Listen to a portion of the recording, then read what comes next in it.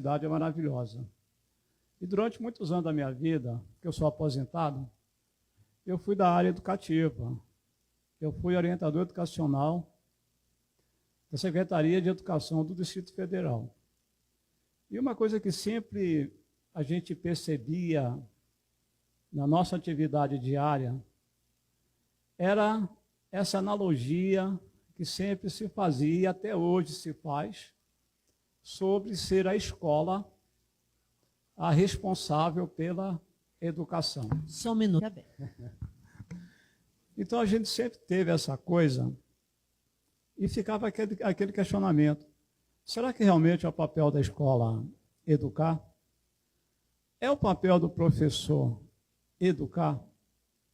Porque então a gente começa a fazer alguns questionamentos. Segundo a LDB, uma criança ela é obrigada a ser matriculada numa escola a partir de 6 anos de idade.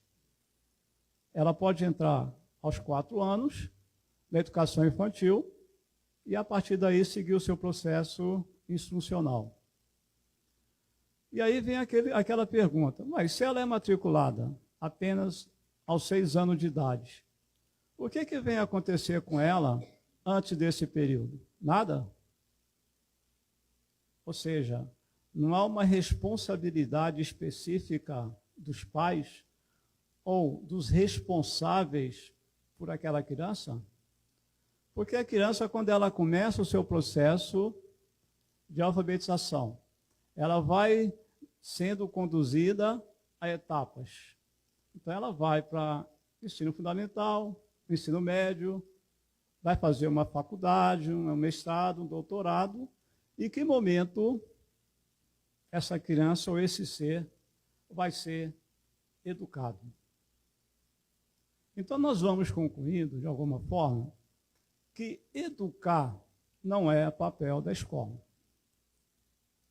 E uma das suas obras, talvez para mim uma das mais importantes de Emmanuel, que é o Consolador, é um livro com 490 perguntas respondidas por Emmanuel através do Chico.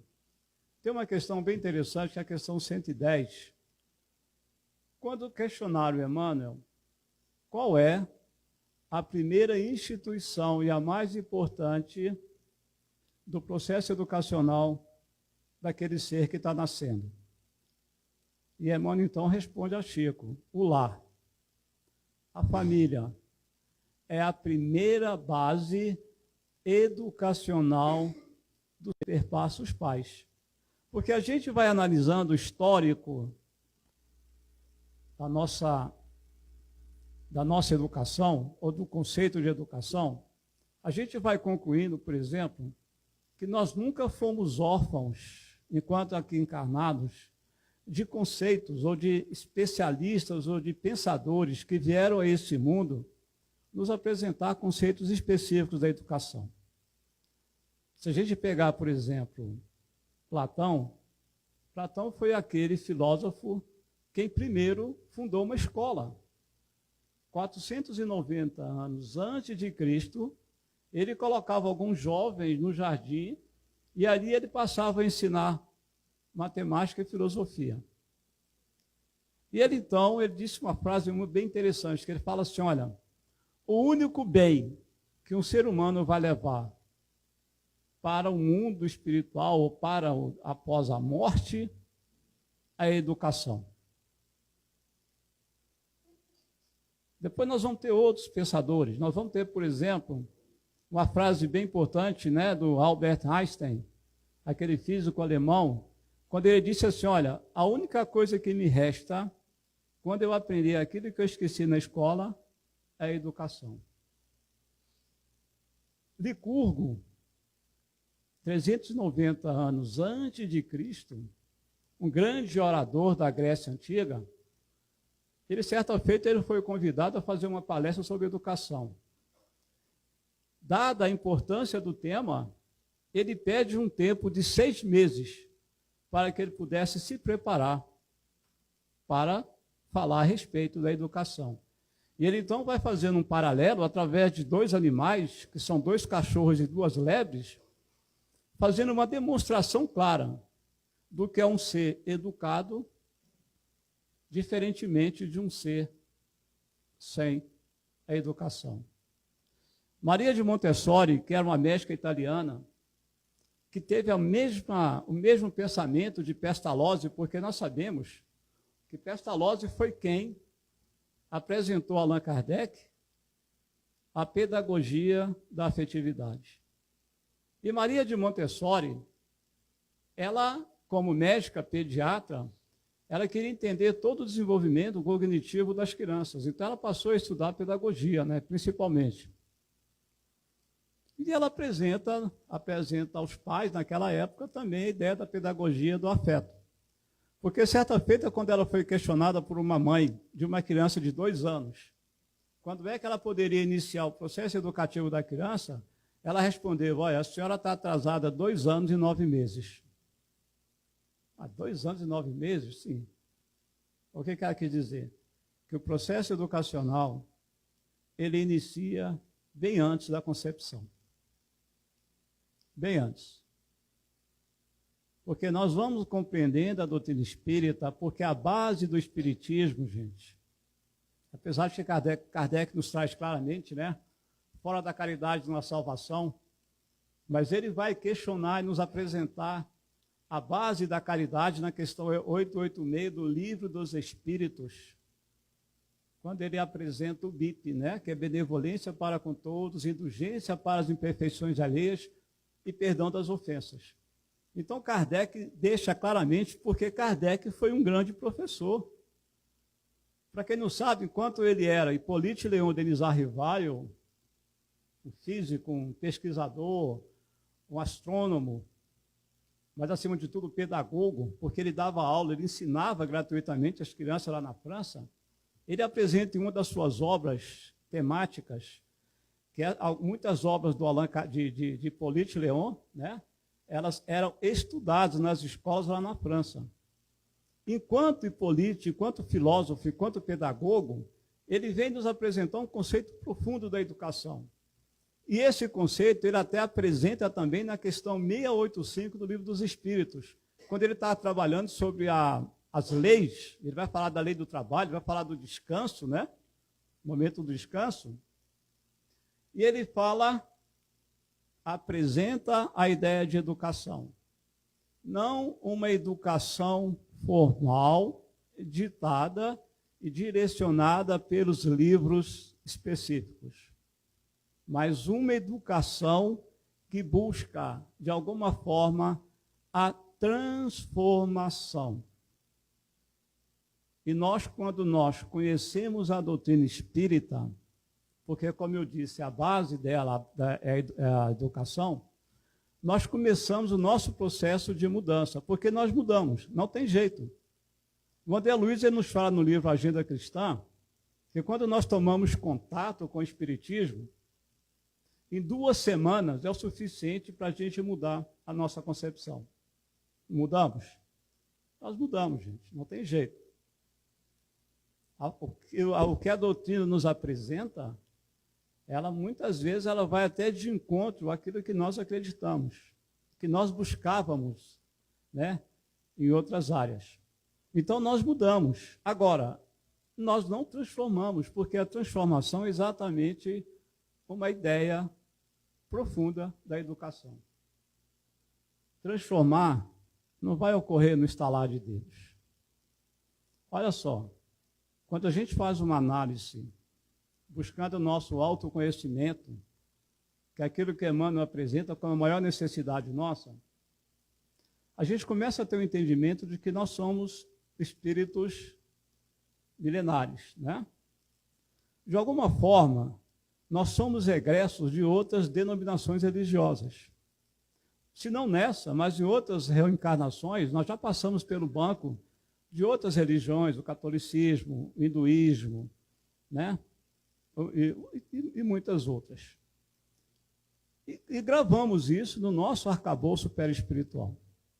E muitas vezes, quando nós reencarnamos na atualidade, nós trazemos isso, de alguma forma, e de uma maneira, não conhecendo a doutrina espírita, nós criamos um conflito muito grande entre aquilo que eu acredito que seja em relação a uma busca constante para resolver essa questão. É o que um grande pensador contemporâneo de Allan Kardec, ele apresenta no seu livro Depois da Morte, que ele vai chamar de crise moral. Porque nós sabemos que o século XIX foi um tempo de muitas e muitas conquistas, né? Talvez a maior delas, que diz respeito, foi a descoberta da roda, por exemplo. Mas também foi um momento, um tempo, em que apareceu aqui no nosso mundo, de alguma forma, grandes pensadores, muitos pensadores na área da educação. E eu poderia dizer que Leon Denis foi um deles, não que, né, não trabalhava diretamente com a educação, mas ele era um grande pensador, um grande estudioso. E ele então nos apresenta no livro Depois da Morte uma questão bem interessante, que ele estava percebendo a crise moral que existia no século XIX, principalmente com o aparecimento da Revolução Industrial. E ele vai escrever o seguinte: olha, o conflito nosso é tão grande, porque a gente vai apresentando em nossos pensamentos, em nossas atitudes, em nossos comportamentos, às vezes, de uma maneira inconsciente, as nossas aprendizagens anteriores, e que muitas vezes não coaduna com aquilo que eu verdadeiramente quero fazer, eu quero pensar e que eu quero ser, né? De uma forma mais completa, não coaduna com aquilo que eu gostaria de fazer, havendo esse choque. E nesse momento a ciência avançava profundamente. Por quê? Porque a ciência já estava entrando no campo religioso. A ciência ela estava buscando responder questões que a igreja não respondia, principalmente a visão de Deus. Ou seja, a ciência entrava num campo que não era dela e a igreja não conseguia acompanhar o pensamento científico. Onde muita gente, como ele vai nos apresentar nesse livro, onde muita gente tornaram-se ateias. Muitas migraram para o materialismo, exatamente por causa desse conflito. É o que eles chamam de crise moral, né, naquela época, naquele tempo. Então, no século XIX, foi o aparecimento do Espiritismo, e o Espiritismo ele aparece como um pensamento bem profundo, porque ele está resgatando, pedagogicamente falando, os ensinos do Cristo de Deus, principalmente aquilo que serve de motor para a nossa evolução, né? Nós chamamos de as bem-aventuranças. E ele vai dizer o seguinte: olha, a doutrina espírita veio para consolar os aflitos, mas ao mesmo tempo para afligir os confortados. Veio mexer com a nossa mente. Ela veio mexer com os nossos comportamentos. Ela veio mexer principalmente com a nossa forma de relacionamentos.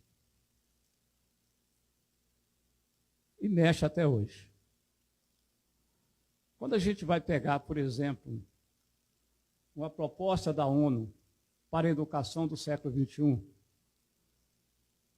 foram apresentados 4 pilares: aprender a ser, aprender a conhecer, aprender a fazer e aprender a conviver.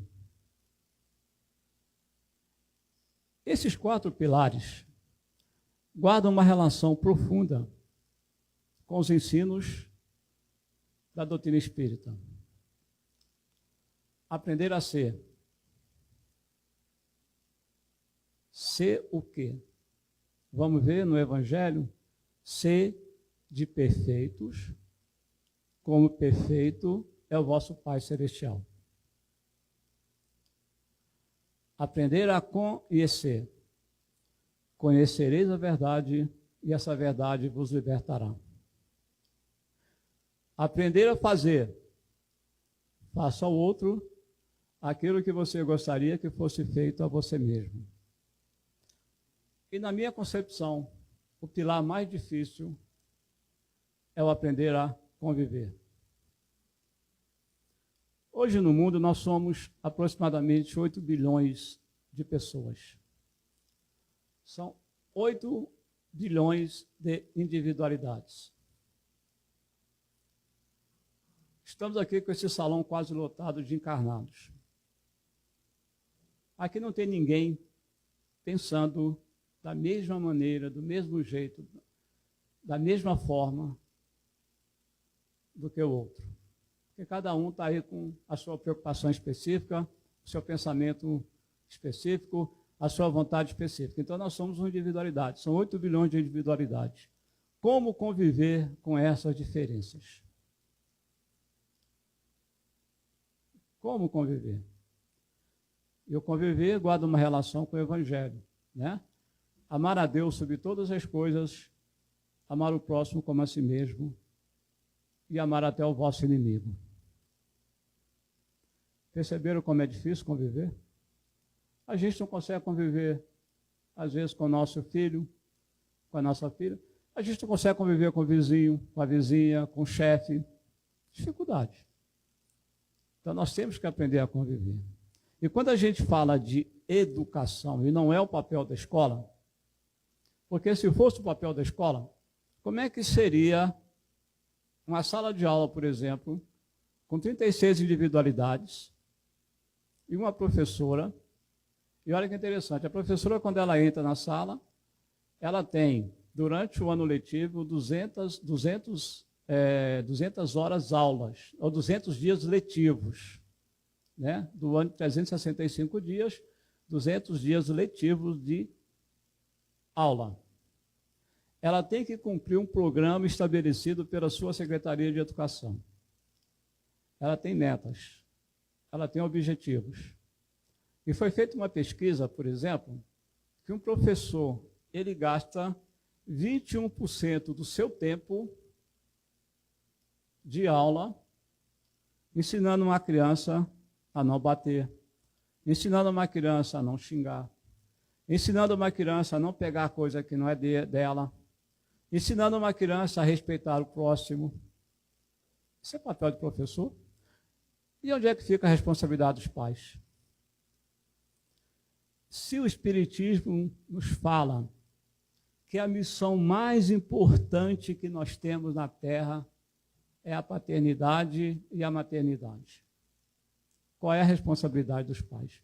Então, a gente vai tendo a compreensão de que há uma diferença muito grande, muito bem propalada por Allan Kardec, entre educar e instruir. O que a escola faz, com toda a maestria, é instruir, é desenvolver o intelecto, é repassar saberes, é repassar conhecimentos, que é diferente da educação. A educação desenvolve a sabedoria. A educação, ela transforma. O ser educado, ele é um ser transformado. Ele é aquele ser que ele age da mesma forma aonde ele se encontrar, porque ele vai fazer uma congruência entre o que ele pensa, o que ele fala e o que ele faz. Às vezes a gente tem uma ideia de, quando alguém passa pela gente, oh, boa noite, tá? Oh, dá licença, né? A gente fala assim, nossa, que pessoa educada, não é isso? Claro, ela está ali pedindo licença, olha, muito obrigado, né? A gente, nossa, que pessoa educada. Mas será que é o que ele está pensando mesmo? Às vezes ele pede, dá licença, passa, aí ele vai pensando, nossa, que pessoa folgada, sabendo que eu ia passar e não abriu, eu tinha que pedir licença. Olha só, ele falou uma coisa, mas ele está com um pensamento totalmente diverso daquilo que ele falou. Então, já demonstrando claramente que não há uma educação, um processo formal. Há uma instrução, porque ele partiu do conhecimento. Porque a base da educação, claro, é a instrução. Para você se tornar uma pessoa educada, você tem que conhecer, né? Não tem jeito. E a gente poderia até citar um exemplo aqui, uma diferença enorme entre um ser educado e um ser instruído. Quando a gente analisa a vida de Paulo de Tarso. Paulo de Tarso, enquanto Paulo agia com aquela empáfia, aquela soberba, um conhecimento extraordinário das leis, em qualquer debate ele sobressaía, ele ganhava, Ninguém gostava de debater com ele, né, sobre o conhecimento das leis, porque ele sempre, orgulhosamente falando, ele sempre vencia, porque naquela época tinha isso, né? E depois que ele conhece o Cristo, que ele desceu ao mais fundo do poço possível, para depois ele ir só erguendo. Então nós tivemos um Paulo instruído e um Saulo educado. É claro que para a educação não precisa necessariamente, né, a gente tornar totalmente pobre, aquelas coisas todas, porque não é. Muitas pessoas entendem a doutrina espírita achando que o processo evolutivo vai dar quando se torna pobre, né? Como se a doutrina fizesse apologia à pobreza, ao sofrimento, essas coisas. Não, não é isso. Eu estou fazendo essa diferenciação, porque naquele tempo, isso às vezes fazia até necessário, demonstrando a capacidade daqueles seres de entenderem, conhecerem e aceitarem ao Cristo de Deus da forma mais dolorosa possível. Hoje nós não temos mais essa necessidade, porque da mesma forma que o Cristo apareceu para Paulo naquela luz, ele aparece para todos nós aqui, ó, na casa espírita, através do conhecimento do Espiritismo. Porém, nós temos que compreender o que o Espiritismo ele representa para a gente. Porque um grande trabalhador da seara espírita, Frederico Fingler, ele foi ex-secretário da Federação Espírita Brasileira e uma pessoa boníssima, caridosíssima. Tanto é que lá em Jacarepaguá, no Rio de Janeiro, aquele lote ali que hoje é a Casa dos Artistas, né, aquele lote foi cedido por ele, né, para a construção daquela instituição, segundo relatam alguns biógrafos. Então, ele trabalhava na federação, ele passava quase o dia inteiro lá, auxiliando aqueles irmãos, aquelas irmãs necessitadas. E ele deixava claro que quando ele desencarnasse, ele viria de forma clara e o mais rápido possível contar a vida dele no mundo espiritual. Então, ele desencarna, e através da psicografia do Chico, no livro Voltei, né, se assinando como irmão Jacob, ele vem contar, primeiro, a dificuldade que ele teve de adaptação no mundo espiritual. Né? Isso a gente vai conhecendo através dos estudos da doutrina espírita. Mas tem uma frase dele que me chamou muita atenção. Por quê? Porque ele diz assim, olha, prestem atenção os espíritas. Não se veem quites com as vossas consciências cumprindo meras formalidades assistenciais. Porque a doutrina espírita, ela nos faz, e ela deve fazer, e nós temos que fazer isso, ela faz com que nós façamos aquela viagem interior. Às vezes a gente vai fazendo algumas atividades assistenciais, e aí tem até um caso da dona Maricota, né, que eu gosto muito de contar esse caso. A dona Maricota, ela era casada e tinha 2 filhos. E aí depois que os filhos casaram, ela resolveu se dedicar profundamente à atividade assistenciais, às atividades essenciais da casa espírita. Ela passava praticamente quase o dia inteiro, durante os 7 dias, na casa espírita. Campanha, dona Maricota estava lá. Distribuição de verdura, sopa, dona Maricota. Trabalho mediúnico, dona Maricota lá. Evangelização, a dona Maricota. Então, abraçava todas as atividades da casa espírita. Claro, gente. A gente vai compreender que a caridade, aonde ela estiver, onde, né, ela vai ser sempre a nossa advogada. Fala, Emmanuel. O bem que nós fazemos hoje vai ser sempre o nosso advogado, onde nós estivermos.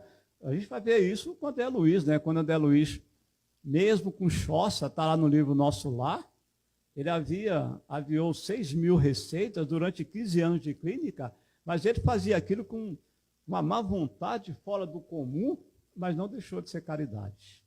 Foi levado em consideração lá no mundo espiritual. Então, dona Maricota estava lá, né? Sempre se dedicava de corpo e alma. E dona Maricota desencarna. chegou no mundo espiritual, né, iluminada por toda a atividade de caridade que ela tinha feito, né, aquela coisa linda, maravilhosa, mas aí ela foi chamada à realidade. E foi questionada: Dona Maricota, e seu esposo? Ah, não, aquele velho preguiçoso, não queria saber de nada, ficava lá em casa só brigando comigo, né? Eu não aguentava mais, eu já não suportava mais. Aí foi dedilhando, né? Destilando aquelas atitudes. A gente vivia só brigando, eu já estava vendo a hora de voar no pescoço dele e apertar, porque eu já não aguentava mais olhar para a cara dele. E a vez que ela falava isso, ela só ia enervando mais, enervando mais. Aí quando ela terminou, aí o Espírito olhou para ela e falou assim: pois é, Dona Maricota, essa era a sua obrigação. Aprender a amar o seu marido da mesma forma que ele deveria aprender a amar você. Você não percebia, mas inconscientemente você utilizava a casa espírita como fuga. Trabalho maravilhoso, e isso não tenha dúvida. Mas o mais importante, talvez, naquele momento, você deixou passar. Que não foi fazer a viagem interior para entender os seus sentimentos e, de alguma forma, lutar contra esses sentimentos, no sentido de vencer a você mesmo. Portanto, Dona Maricota, a senhora vai voltar novamente com seu esposo, formando um novo casal. Ou seja, a gente sabe, eu até gosto muito de pegar a fala de um grande palestrante espírita, o Raul Teixeira, quando ele disse assim: olha, ser espírita não é para qualquer um. Ser espírita é somente para os fortes. Depois eu fiquei encafifado com aquela colocação dele, mas depois eu fui entendendo. Falei, realmente não é fácil quando nós nos propomos a seguir o espiritismo. Porque a doutrina espírita, ela não pode ser vista como uma religião igrejista, e Kardec deixa isso muito claro. Ele deixa muito claro, quando ele inaugura a Sociedade Parisiense de Estudos Espíritas, em 1859, que ele está fazendo, proferindo a palavra de abertura, e quando alguém questiona, quer dizer, o espiritismo é uma religião? Ele disse, olha, né, ele fala lá um rosário de muitas palavras, várias colocações, mas ele resume assim: quando nós imaginamos uma congregação de pessoas com os mesmos pensamentos, em busca de um bem comum, mas, acima de tudo, buscando constantemente a sua transformação, porque, nesse sentido, ela passa a ter um conceito filosófico de religare, de fazer essa ligação do homem com Deus. E essa ligação ela é só feita através da autotransformação. Nesse sentido, o espiritismo é religião, mas não uma religião igrejista. Ela nos impõe, de alguma forma, esse nosso repensar, essa nossa forma de conviver. Porque no momento que eu aprendo a conviver com o outro, eu aprendo a conviver com os diferentes, eu aprendo a conviver, né, com aquelas pessoas que pensam e que agem, que apresentam comportamentos diferenciados dos meus, eu aprendo a respeitar e aceitá-lo do jeito que ele é, eu estou nesse processo da busca da minha transformação. Porque quando eu mudo a minha concepção do conhecimento da doutrina espírita, a passos largos ou não, lentos, largos, aí é de cada um, eu vou buscando a minha transformação. Porque é uma diferença muito grande entre transformar e mudar. Eu posso mudar, mas às vezes eu não consigo me transformar. Vocês querem ver uma diferença? A gente aprende aqui na doutrina espírita que eu devo perdoar os meus ofensores, não é? Alguém me ofende. Aí vem um pensamento, né? Eu tenho que perdoar, eu tenho que perdoar, eu tenho que perdoar. Beleza. De uma hora para outra eu acho que eu tenho que perdoar e coloquei aquilo na cabeça. Mas alguém vai e me ofende profundamente. Eu não consigo perdoá-lo. Eu sei que eu tenho que perdoá-lo, mas na ação eu não consigo. E nós espíritas temos aquela bela desculpa, né? Nossa, eu sou fraco, vou deixar para outra reencarnação, já perdi essa, né? Essa eu não vou conseguir mesmo. Né? Não consigo. Veja bem, eu mudei a minha forma de percepção social, da percepção relacional do que eu tenho que fazer. Mas eu não consigo. Mas o simples fato de saber que eu tenho que fazer aquilo já é uma evolução, já é uma mudança. Já é uma mudança. Porque sabe uma coisa que eu acho bem interessante?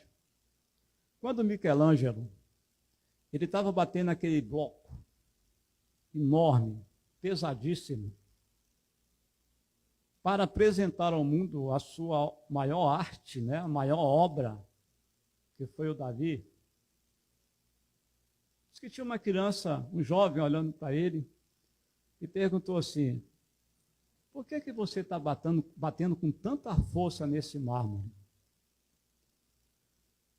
Aí que Michelangelo olhou para o garoto e falou assim: jovem, dentro dessa pedra enorme, pesada, tem um anjo. E eu estou aqui batendo para libertá-lo. Eu fiquei pensando, falei, nossa, olha que espetáculo, a gente fazer uma analogia, primeiro com essa música, né? Um dia todos nós seremos aí, eu durmo ouvindo essa música.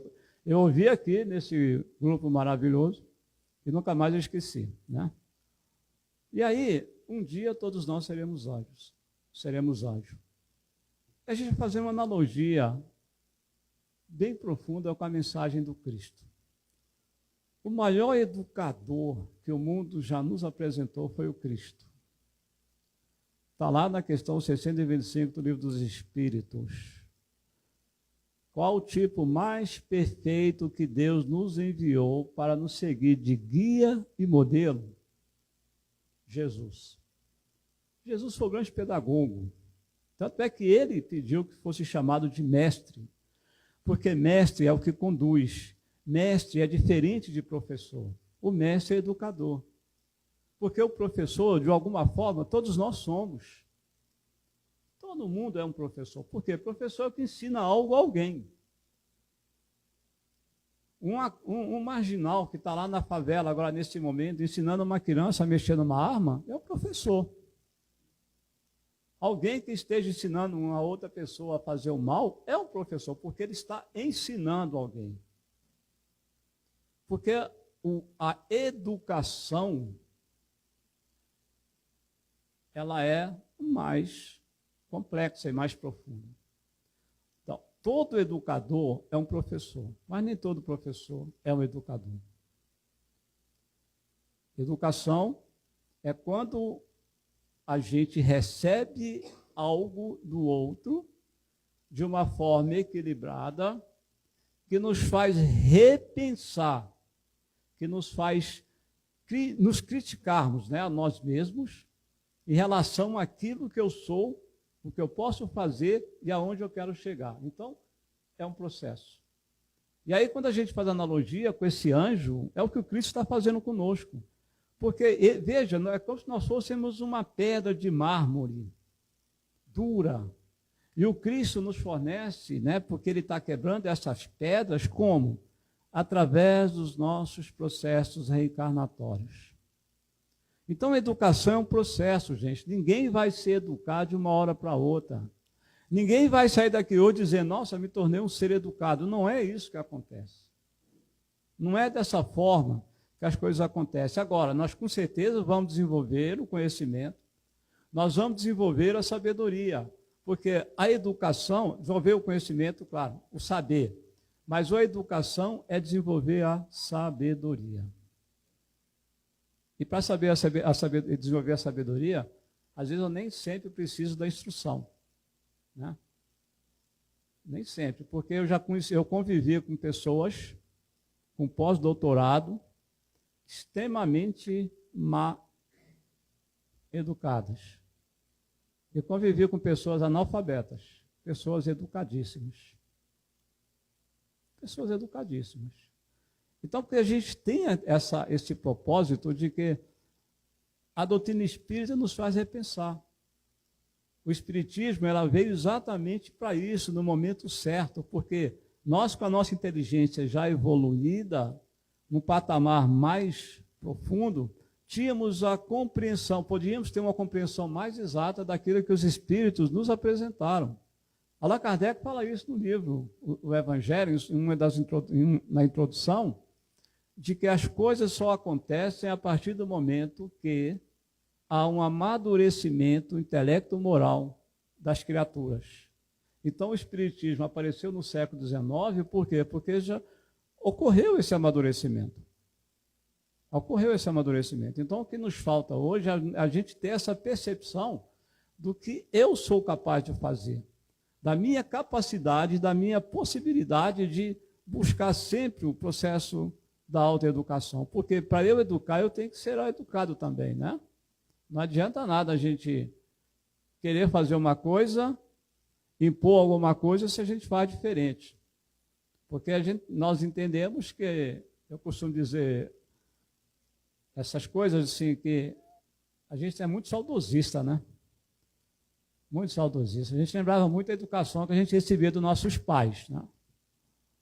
Tanto é que quase todos nós aqui temos uma marca de nascença, não temos?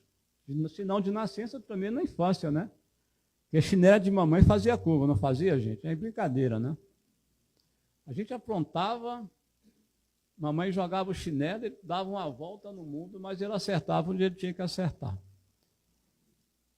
Os nossos pais, naquela época, eles tinham essa forma de direcionar o nosso processo educativo. O que nós estamos fazendo hoje? Nós estamos terceirizando a educação. Quem é que educa hoje? Professor, como eu disse, os avós, os tios, as tias, os irmãozinhos mais novos, os mais velhos, claro. E a responsabilidade dos pais. A gente costuma dizer que eu não trabalho o processo dessa responsabilidade de conduzir os meus, né, nessa linha da evolução e da transformação, porque eu quase não tenho tempo. Ou seja, eu não priorizo isso como algo importante na vida das crianças. Porque hoje, no nosso mundo, nós temos 3 instituições sérias que, se unissem, elas poderiam trabalhar aquele ser de uma forma equânime, de uma forma justa, de uma forma equilibrada. Então, nós temos a família, né? Porque se a escola é a segunda família do aluno, a família deveria ser a sua primeira escola. Então, nós temos a primeira, que é a família, nós temos a segunda, que é a escola, e temos a terceira, que é a religião. Se cada uma trabalhasse o seu papel de uma forma equânime, equilibrada, a gente teria esse processo de evolução, de crescimento e desenvolvimento de uma forma mais rápida. Mas aí o que está acontecendo? A família transfere para a escola a responsabilidade, ou transfere até para a própria religião. Quantas crianças não são apresentadas aqui na evangelização com aquela ideia de consertá-las?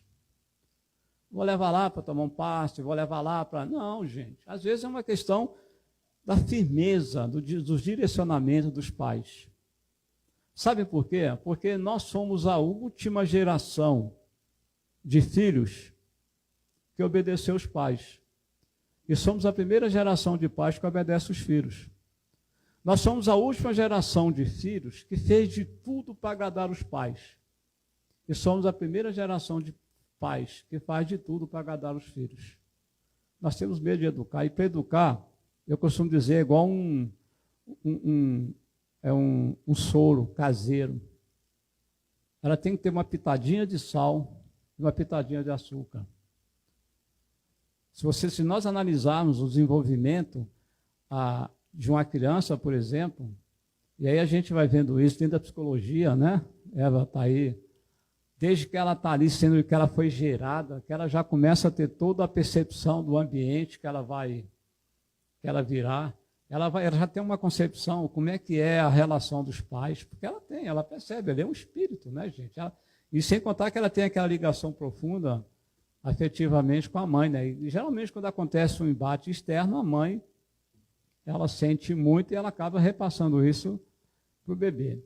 Então, se a gente tivesse essa concepção de que naquele momento que ali aquele espírito está sendo desenvolvido, foi gerado e está sendo desenvolvido, se a gente já pudesse ter uma concepção que ali já deveria conversar, trabalhar questões específicas do dia a dia, dar alguns direcionamentos, né? Falar com aquele espírito, dialogar com aquele ser que ali se encontra, eu já estaria já iniciando o meu processo educacional. Mas o que ocorre hoje? Geralmente tem pais, por exemplo, uma coisa que me chama muita atenção, são pais espíritas que não levam suas crianças para a evangelização espírita. Não, vou deixar ele completar 18 anos, que ele escolhe a religião que ele quiser seguir. Aí, eu estou negando uma verdade e uma possibilidade profunda. Agora, é que dentro daquela proposta, não é trazer a criança para cá achando que a casa espírita vai dar um jeito, não é dessa forma. Então, a educação é uma responsabilidade de cada um, mas principalmente dos pais. Porque Deus irá perguntar: o que fizeste a esse ser que eu te coloquei nas mãos, né, para que você pudesse conduzir pelo caminho da educação? Isso é uma responsabilidade dos pais, não é responsabilidade de terceiros. E a forma mais propícia e mais adequada para que a gente inserte a educação é através do exemplo. Não é não fazer aquilo que eu falo, mas é não fazer o que eu não faço. Às vezes um pai diz assim: olha, se eu pegar você fumando, eu vou te dar um tapa na boca, mas aí o pai está lá fumando, ou então o pai dá o dinheiro: meu filho, vai ali no mercado e compra uma carteira de cigarro para mim. Ah, se eu pegar você bebendo, você vai ficar de cadeira. Aí está o pai bebendo na frente da criança, ou então pegando o dinheiro: meu filho, vai ali no bairro, traz uma cerveja. Mas, gente, como é que eu vou educar dessa forma? Como é que eu vou conduzir esse ser pelo caminho da transformação? Então, é isso, educar. A gente não deve repassar responsabilidade, né? Eu costumava dizer, e hoje eu vou até pedir perdão para os avós. Quando eu trabalhava na escola, eu falava assim: gente, pelo amor de Deus, a avó só serve para uma coisa. Eu falava aos pais, né? Só serve para estragar neto. Sério. Eu cheguei a uma situação tão delicada que eu pedi a uma mãe para tirar a filha dela do convívio com a avó. Porque o que a gente estava percebendo? Sabe aquela coisa que quando a criança apronta, aí a mãe chega e fala assim: por que você fez isso? Eu vou te botar de castigo. Aí a criança fala assim: olha, eu só vou falar na frente da minha advogada. Pega o telefone: vó, vem aqui em casa. Então, vó e avó apresentam como advogado de defesa, né? Mas aí a gente vira avô. Toma, aí eu virei avô, né, gente, de 4. Aí um dia eu estou lá em casa com a minha filha e falou assim: é engraçado, né, pai? Eu já vi o senhor falar tanto mal dos avós que só estragam seus netos, né? E o senhor não está fazendo nada, o senhor está fazendo a mesma coisa, até pior do que aqueles avós. Aí eu consegui sair pela tangente. Eu falei assim: não, mas não é obrigação do avô educar. Isso aí bacana? Eu não aceitava aí, mas saí pela tangente. Eu falei: não é minha obrigação educar. A obrigação de educar é dos pais aí de vocês. A minha é de deseducar, né? Eu deseduco, vocês educam. Aí ficamos no avô. Mas, gente, essa é a realidade. A educação é papel específico dos pais. É claro que a gente, enquanto avó, tio, tia, a gente tem a nossa cota de responsabilidade, né? Eu ajo de alguma forma, mas eu tenho o meu limite. Eu não vou ultrapassar um limite que eu sei que vai estragar os meus netos de uma forma que provavelmente não vai ter um conserto em um futuro. Mas a gente tem que ter essa compreensão de que a base da educação é o lar. E os primeiros professores são os pais. Porque quando os pais direcionam, né, quando os pais impõem, cobram, não necessariamente igual nossos pais faziam conosco, né, porque eu nunca concordei com essa educação repressora, impositiva e agressora, mas era a forma dos nossos pais educarem, a forma que eles tinham, porque não tinha internet, não tinha psicólogo, né? Nós até tínhamos um psicólogo, né? Doutor Chicote, doutor Cipó, doutor Castigo, né? Mas era a forma deles, que hoje nós não precisamos disso. O que nós precisamos é de amor, de diálogo, de compreensão, de paciência, muita paciência, né? Com essas crianças hoje antenadas, essa geração ansiosa que nós convivemos hoje. Então, é isso, é tudo isso, é a base da nossa educação e a base que a doutrina espírita nos apresenta, tá bom? Gente, obrigado pela